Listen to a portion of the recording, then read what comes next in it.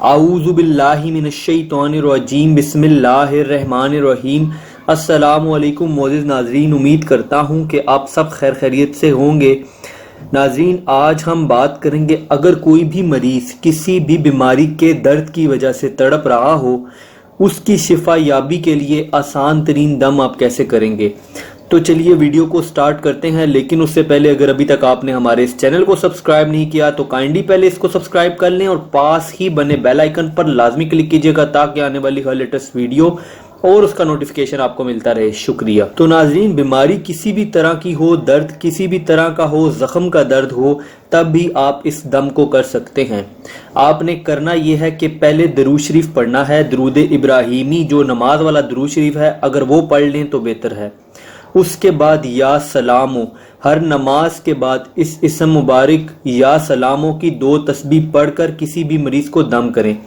जब भी या सलामो पढ़ें तो इसके अव्वल आखिर में नमाज वाला दरूद शरीफ लाजमी पढ़ लें, यानी आखिर में भी दोबारा इस दरूद शरीफ को एक दफ़ा तो एटलीस्ट लाजमी पढ़ें। और इंशाअल्लाह ताला आप जिस मरीज को भी फूंक मारेंगे या आप उसकी स्पेसिफिक एरिया में जहां उसको दर्द है वहां दम करेंगे, इंशाअल्लाह ताला उसको शिफा मिलेगी और इंशाअल्लाह ताला वो सेहत याब होगा। उसका दर्द जो है उसमें कमी आएगी और इंशाअल्लाह ताला अल्लाह ताला के फजलो करम से और अल्लाह ताला के हुक्म से उसकी तकलीफ कम होगी। इस दम के लिए भी आपको किसी की इजाज़त की ज़रूरत नहीं है, बस आपने हर नमाज के बाद इस दम को करना है और एटलीस्ट 3 दिन तक इसी अमल को जारी रखना है।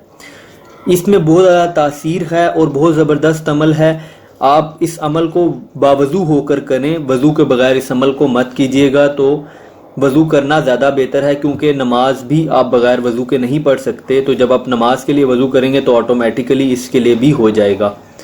उम्मीद करता हूँ आपको हमारी ये वीडियो पसंद आई होगी। अगर वीडियो पसंद आई हो तो काइंडली वीडियो को लाइक कीजिएगा।